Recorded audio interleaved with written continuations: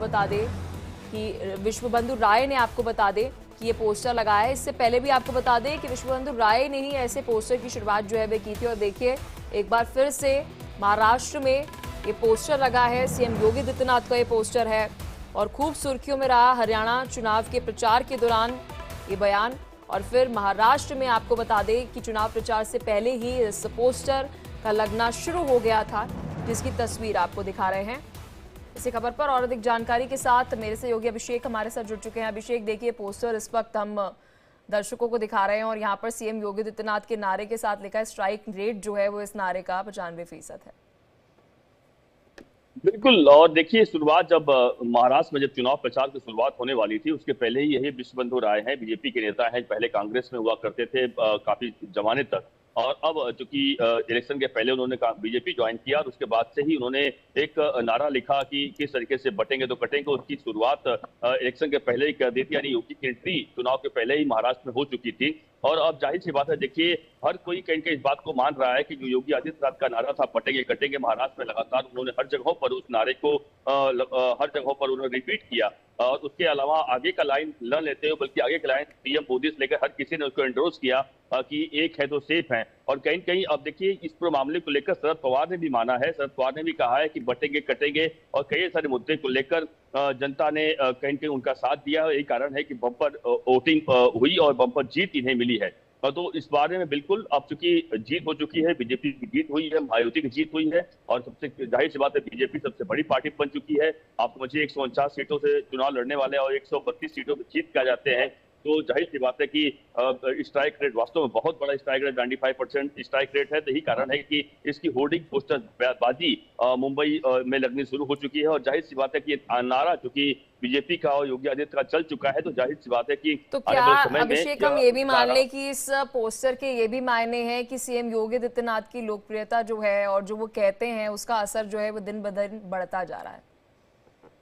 बिल्कुल बिल्कुल, ये बात साफ है, बिल्कुल सही कहा। देखिए अगर हम पहले की बात करें, कुछ सालों पहले की बात करें, जब बीजेपी की गवर्नमेंट यूपी में नहीं हुआ करती थी, क्योंकि उत्तर प्रदेश के भारी लोग यहाँ पर मुंबई और महाराष्ट्र में रहा करते हैं। और आप समझिए कि मुंबई की बात करें, करीब 35-40 लाख लोग मुंबई में रहते हैं, 1-2 लाख की बात नहीं है। पूरे महाराष्ट्र में करीबन एक ही संख्या उत्तर भारतीयों की 2 करोड़ के आसपास बताई जाती है लगभग। तो समझिए कि जो पहले अगर जो सीएम आया करते थे उत्तर प्रदेश की हम बात करें, जो उत्तर प्रदेश को राज्य एक गुंडा राज कहा जाता था या अलग तरीके से जो बिहार और उत्तर प्रदेश का हमेशा तुलना महाराष्ट्र में की जाती थी, क्या बिहार उत्तर प्रदेश बनाएंगे क्या, यहाँ पे लोगों को कई तरीके अलग तरीके से देखा जाता है। लेकिन जब से उत्तर प्रदेश के मुख्यमंत्री बने हैं तब से कहीं कहीं उत्तर प्रदेश का एक विकास हुआ है। और उत्तर प्रदेश के मुख्यमंत्री योगी आदित्यनाथ जब भी मुंबई आते हैं उनकी डिमांड होती है। यानी अब कहना चाह रहा हूँ मैं कि पहले के मुख्यमंत्रियों को डिमांड नहीं हुआ करती, लेकिन जब से योगी आदित्यनाथ बने हैं मुंबई में महाराष्ट्र में उनकी चुनावी सभाओं की डिमांड होती है कि नहीं आप हमारे एरिया में आइए, चुनाव प्रचार करिए, उसका वोट पोलराइजेशन होगा और वोट बड़े पैमाने पर मिलेगा। तो साफ है बिल्कुल, इसका मतलब साफ है कि उनको लोग चाह रहे हैं।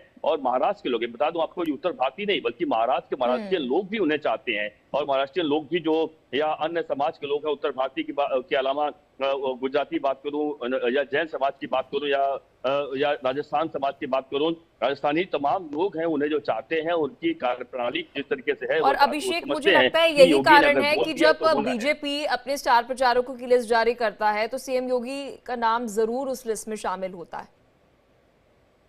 बिल्कुल बिल्कुल, करना भी पड़ता है और करना भी चाहिए, क्योंकि जिस तरीके से देखिए जब जहां जहां जाते हैं उनकी सभाओं में भारी भीड़ होती है। भीड़ के अलावा देखिए वोट भी भारी भरकम वोट मिलता है। और देखिए इसका प्रमाण है कि आप देखिए कि तमाम जो नारे को साथ ही महाराष्ट्र में चुनाव लड़ा गया, जो ये चुनाव लड़ा गया महाराष्ट्र में 2024 का विधानसभा का, देखिए जो मेन मुद्दे, जो असल मुद्दे होने चाहिए महाराष्ट्र में जनता को लेकर, तमाम उनके विकास को लेकर, वो मुद्दे तो साइड में रह गए। लेकिन मुद्दे क्या रहे, सिर्फ और सिर्फ यही मुद्दे चलते रहे। कोई बटेंगे तो कटेंगे, इस मुद्दे को लेकर कहीं के कांग्रेस को घेरने का प्रयास किया गया या फिर विकास आघाड़ी को घेरने का प्रयास किया गया।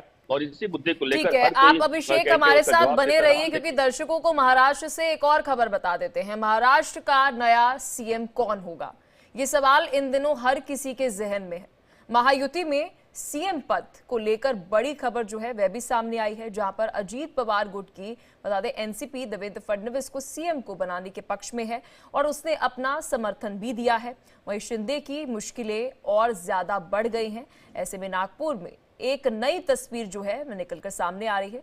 दरअसल देवेंद्र फडणवीस के घर के पास एक होर्डिंग लगी है जो इस वक्त आपकी टीवी स्क्रीन पर है, जिसमें लिखा है कि देवेंद्र फडणवीस महाराष्ट्र के अगले मुख्यमंत्री होंगे।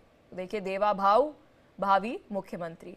ये देखिए तस्वीर इस वक्त आपको दिखा रहे हैं, ये महाराष्ट्र के नागपुर की ये तस्वीर है। मेरे सहयोगी अभिषेक लगातार हमारे साथ जुड़े हुए मुंबई से। देखिए पोस्टर ही पोस्टर इस वक्त महाराष्ट्र में देखने को मिल रहे हैं। अभिषेक, अब ये एक और पोस्टर जिस पर मैं चाहूंगी आप पूरा विश्लेषण दे। देवा भाऊ जो है वो अब नए मुख्यमंत्री होंगे, क्योंकि अलग अलग हम देख रहे हैं पार्टी चाहती है कि उनके जो चेहरे हैं पार्टी का वो मुख्यमंत्री बने, लेकिन यहाँ पर हम देख रहे हैं सबसे लोकप्रिय जो है देवेंद्र फडणवीस का नाम जो है वो सामने आ रहा है।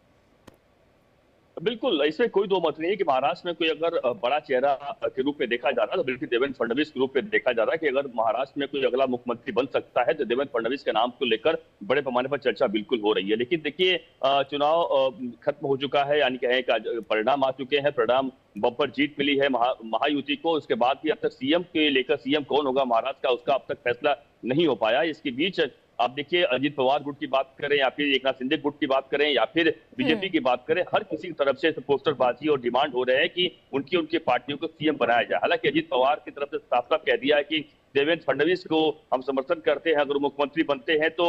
लेकिन एक बात साफ है, राजनीति आपको पता है कि हाँ कुछ जाता होता कुछ है। तो अजित पवार की मंशा तो यही है कि अजित पवार भी सीएम बनना चाहते हैं। लेकिन इस पूरे मामले पर एकनाथ शिंदे वह कहीं कहीं अपने अड़ के बैठे हुए हैं कि वो चाह रहे हैं कि मुख्यमंत्री फिर से उन्हें बनाया जाए। लेकिन चूंकि पता है बीजेपी सबसे बड़ी पार्टी बनी है और बीजेपी इस बार उतने बड़ा त्याग करने के मूड में नहीं है, क्योंकि आपको पता है कि बीजेपी के पास 132 विधायक हैं और कुछ जो इंडिपेंडेंट विधायक हैं जो निर्दलीय चुनकर आए वो भी सपोर्ट कर रहे हैं बीजेपी को। तो उनके पास अधिक मैजिक आंकड़ा छूने के लिए 145 का उसके बाद अधिक जरूरत नहीं पड़ेगी। इसलिए शिंदे को और अजित पवार को पता है कि उनकी भी मजबूरी है कि इनके साथ बने रहें। लेकिन क्योंकि हम पोस्टर की बात कर रहे हैं, इस खबर में कितनी सच्चाई है अभिषेक? ये भी जानकारी जो है वो मिल रही है कि 2.5 का कोई फॉर्मूला जो है वो तय किया जाएगा कि 2.5 साल जो है वो देवेंद्र फडणवीस को सीएम बनाया जाएगा, फिर बाकी बचे 2.5 साल जो है वो एकनाथ शिंदे जो है उनको जिम्मेदारी सौंपी जाएगी सीएम की।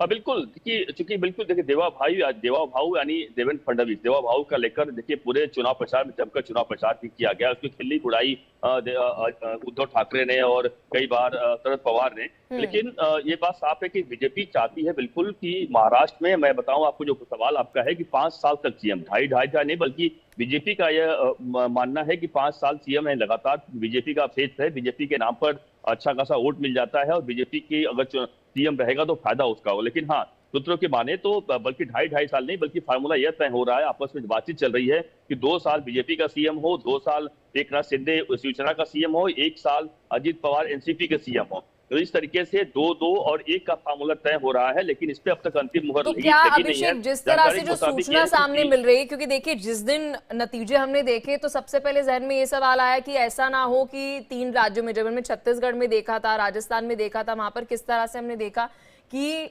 मुख्यमंत्री का चेहरा जो था, और साथ ही मध्य प्रदेश की बात करूं, वही बदल दिया। जो नाम सुने भी नहीं थे, इतने लोकप्रिय नहीं थे, उन्हें मौका दिया गया। लेकिन क्या यहाँ पर देवा भाऊ जो हैं उन्हें ही मौका मिलने जा रहा है? ये एक स्टैंप लगी हुई है। देखिए, देवा भाऊ के लिए लगातार बीजेपी की तरफ से और जानकारी जो सूत्र बता रहे हैं आरएसएस तरफ से लगातार प्रयास किया जा रहा है इस देवा भाऊ यानी देवेंद्र फडणवीस को ही महाराष्ट्र का अगला सीएम बनाया जाए। लेकिन देखिए, आपको जैसा बिल्कुल सही कहा आपने, मैं आगे बोलने जा रहा था कि जैसा प्रयोग बीजेपी ने मध्य प्रदेश में किया, जैसा प्रयोग आप देखिए कि हरियाणा में किया, जैसा प्रयोग राजस्थान में किया, वही प्रयोग महाराष्ट्र में होने जा रहा है। जो सूत्र हमारे पास बता रहे हैं कि महाराष्ट्र में भी यह जो तीनों नाम है यानी देवेंद्र फडणवीस, एकनाथ शिंदे, अजित पवार, इसमें से कोई भी सीएम नहीं बनने जा रहे सूत्रों के मुताबिक। यहाँ पर भी बीजेपी नया प्रयोग करेगी क्योंकि बीजेपी के पास ये अच्छा मौका है इस वक्त। अगर अभी, क्योंकि उन्हें पता है कि अगर नए चेहरों को हम नहीं लाएंगे तो किसी तरीके से देवेंद्र फडणवीस को लेकर बिल्कुल कई चीजें हैं कि उनका महाराष्ट्र में एक अच्छे नेता है। लेकिन एक बात भी